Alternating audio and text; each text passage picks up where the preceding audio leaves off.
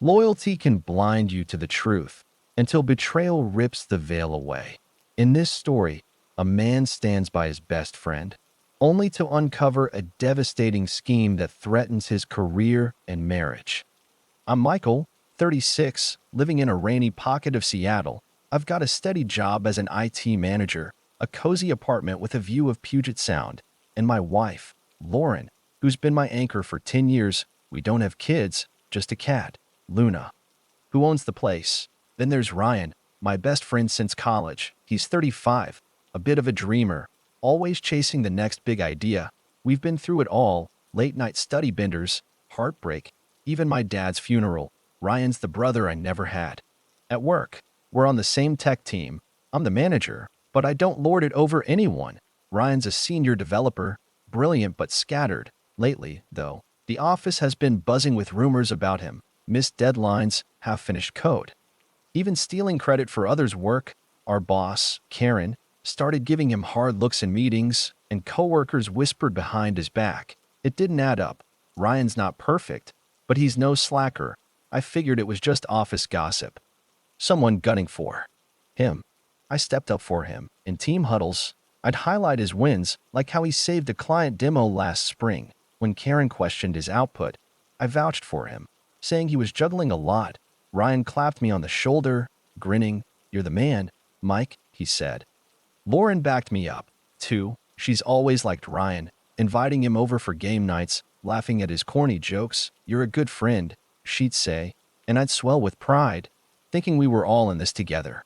But something felt wrong. Ryan started making odd comments about my marriage. "Lauren's too good for you, man," he'd say with a laugh that didn't land right. Or he'd ask, "You two ever fight? Like, big fights?" I shrugged it off for guy talk, right? Then I noticed Lauren acting strange, staring at her phone with a frown, snapping it shut when I walked in. "Work stuff," she'd mutter, but her voice was tight. Once, I glimpsed a text from Ryan, something about keeping it quiet. I didn't push. She's my wife. I trusted her.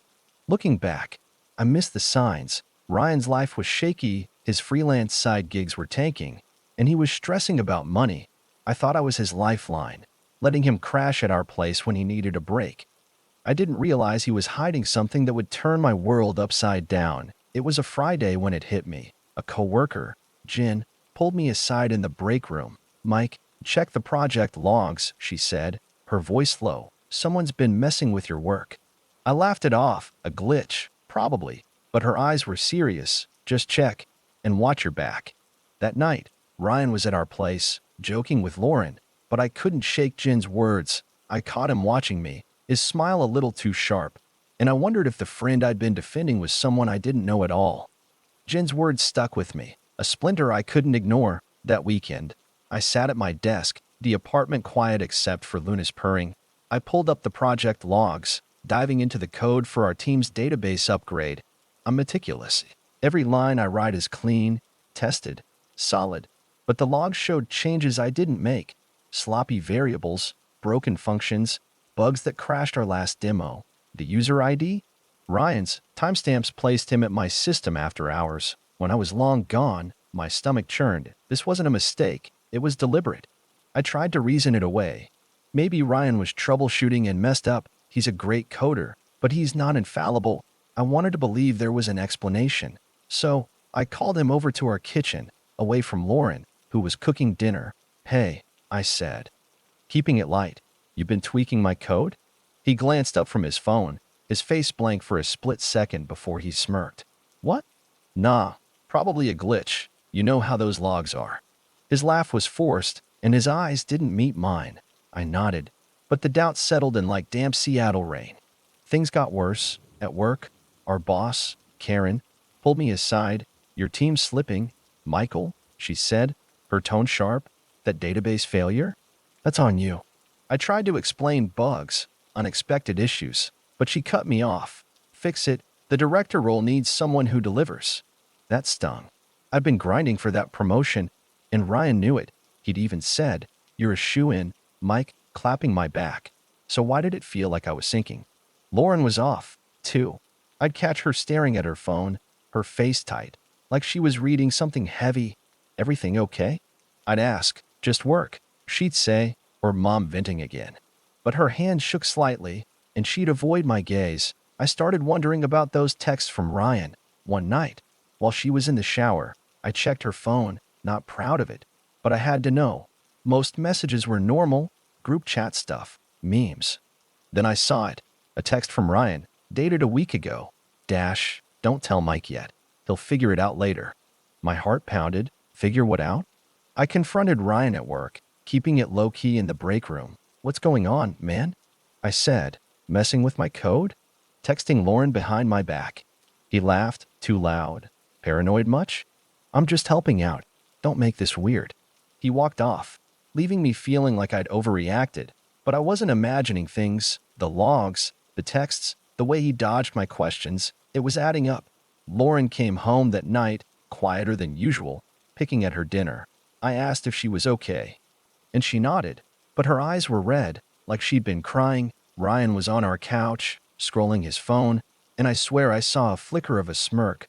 I went to bed wondering if the guy I'd called my brother was playing me all along. The evidence in the logs was undeniable, but I needed more to believe it. Ryan, my best friend of 15 years, sabotaging my work? It didn't compute. I spent hours that weekend digging deeper, cross-referencing every project I'd led. Every failure, crashed demos, missed deadlines, had Ryan's user ID attached, with changes made late at night. My chest tightened as I pieced it together.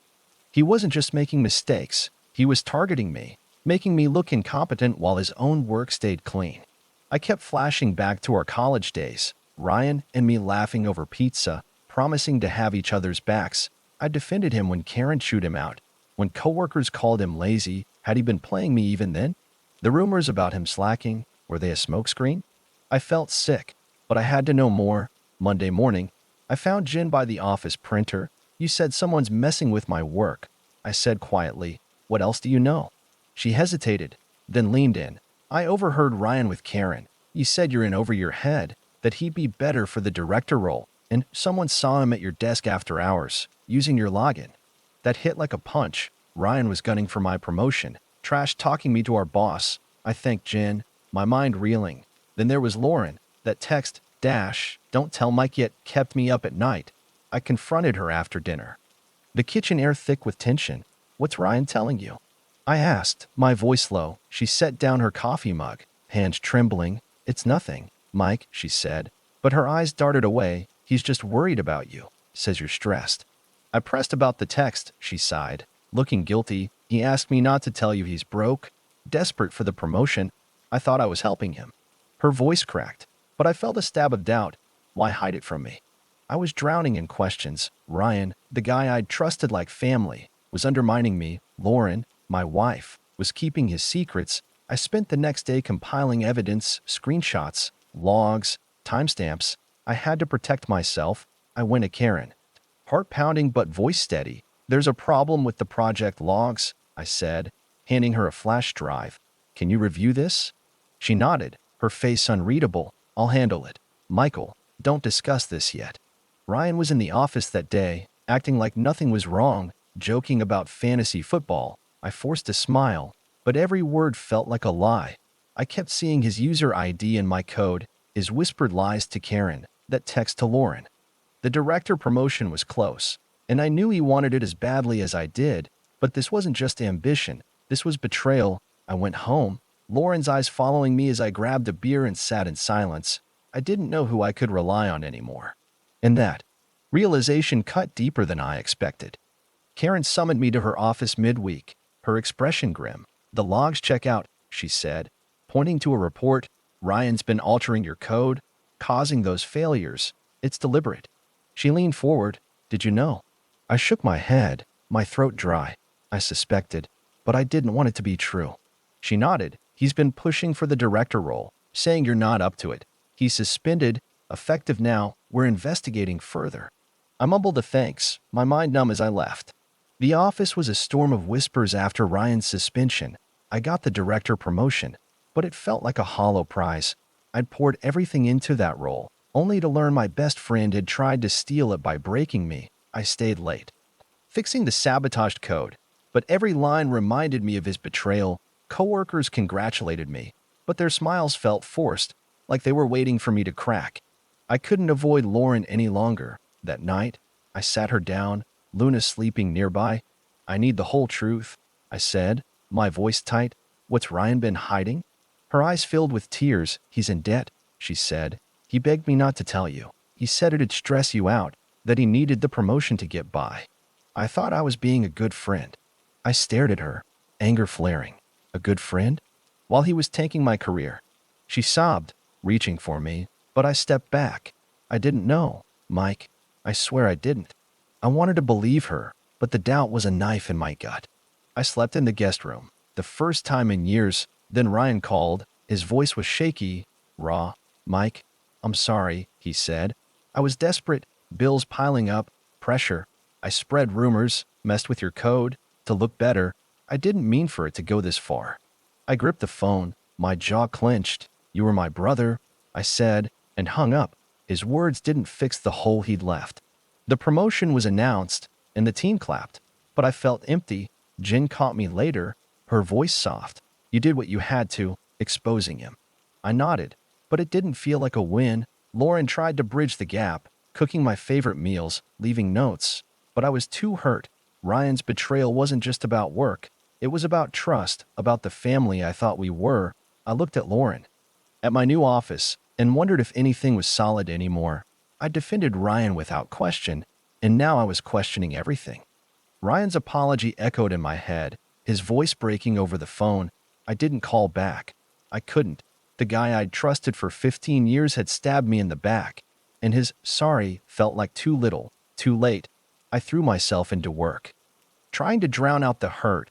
The director role kept me busy, meetings, budgets, team drama, but every time I passed Ryan's empty desk, I felt a mix of anger and grief. I'd fought for him, and he'd burned me. Lauren was struggling, too. She'd leave notes on the fridge, make coffee just how I liked it. But I kept my distance, her secrecy. Those texts with Ryan had cracked something between us. One night, she broke down, tears streaming as we sat in the living room. "I messed up, Mike," she said. "I thought I was helping Ryan, but I hurt you. I hate myself for it." I wanted to reach for her, but my own pain held me back. "I need time," I said, my voice flat. She nodded, wiping her eyes, and I saw how much she was hurting, too. Work wasn't much better. The team tiptoed around me like I was a bomb about to go off. Jen tried to lighten the mood, cracking jokes, but I was too guarded. I kept checking project logs, paranoid about more sabotage, even though Ryan was gone. Karen noticed my tension. "You're doing great, Michael," she said, "but you need to trust your team." Trust. The word felt like a joke. I trusted Ryan, and look where that got me. I started questioning everything. Had Ryan always been this way?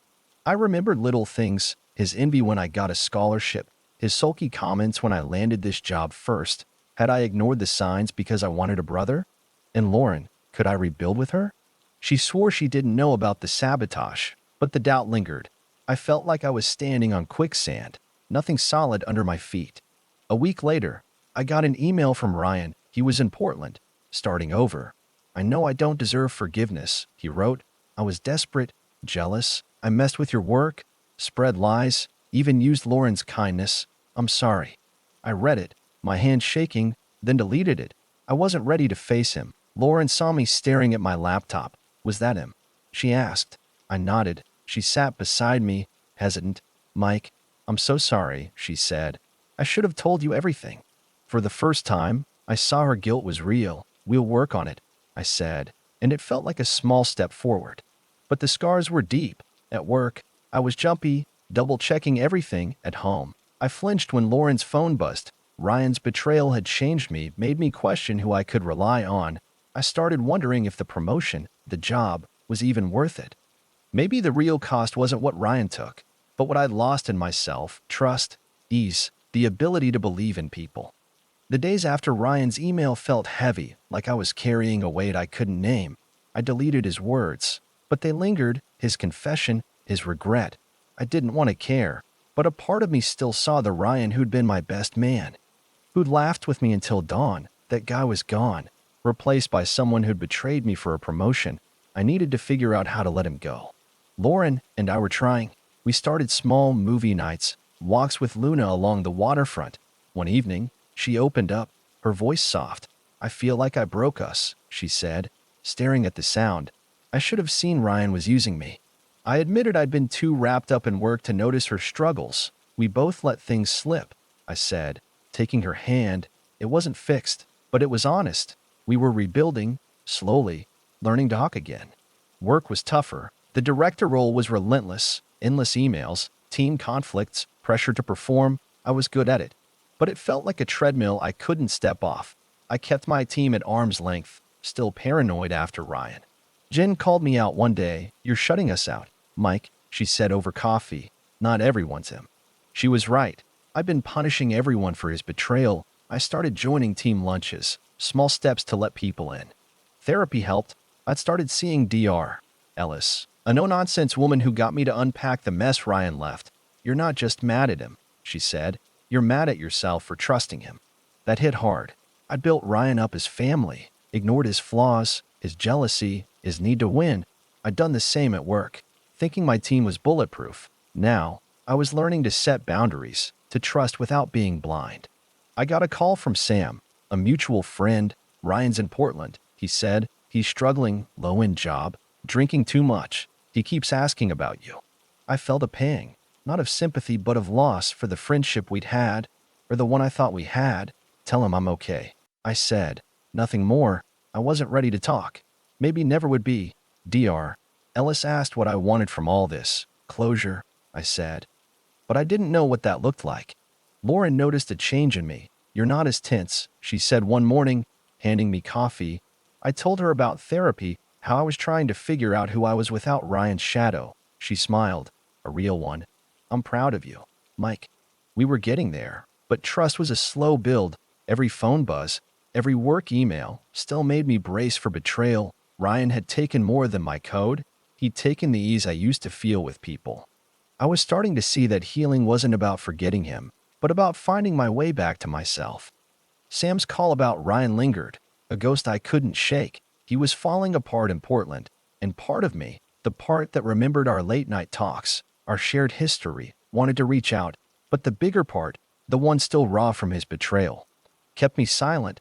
I defended him, put my career on the line, only to learn he'd been sabotaging me. I wasn't ready to forgive, maybe never would be. Lauren and I were finding our footing. We started planning a trip to the mountains, something to reset us. One night, by the fireplace, she admitted her guilt again. "I keep seeing those texts," she said. "I thought I was helping Ryan, but I hurt you." I told her I'd been too focused on work to see her side. "We're both learning," I said, and she squeezed my hand. It wasn't perfect, but it was progress. We were rebuilding trust, one honest moment at a time. Work was a grind. The director role demanded everything: late nights, tough calls, constant pressure. I was proving myself, but it felt hollow. I started opening up to my team. Thanks to Jen's nudging. "You're not alone in this," she said at a team happy hour. I nodded, trying to believe it. I stopped checking logs obsessively, started trusting my team to do their jobs. It was scary, but it was a start. Therapy with Dr. Ellis was a game changer. "You're grieving more than Ryan," she said. "You're grieving the version of you who trusted without question." That hit me. I'd spent years seeing Ryan as my brother, ignoring his envy, his desperation. I'd done the same with work, thinking loyalty was enough. Now, I was learning to protect myself without shutting everyone out. I started saying no to extra projects, carving out time for Lauren for me. Ryan texted me one night. "I know you hate me," it read. "I'm trying to fix my life. Can we talk?" I stared at it, my thumb frozen. Part of me wanted to hear him out, to understand why he'd thrown us away, but I couldn't. I showed the text to Lauren. "What do you want to do?" she asked. "Nothing yet," I said. She nodded, her eyes soft. "I'm here, Mike." For the first time, I felt like we were a team again. I started journaling, something Dr. Ellis suggested. I wrote about Ryan, the good, the bad, the betrayal. I wrote about Lauren, how we'd almost lost each other, how we were fighting to stay. Most of all, I wrote about myself, how I'd let loyalty blind me, how I was learning to trust smarter, not harder. Ryan's betrayal had changed me, but it didn't have to define me. I was starting to see a future where I could let go, not of the pain, but of the hold it had on me.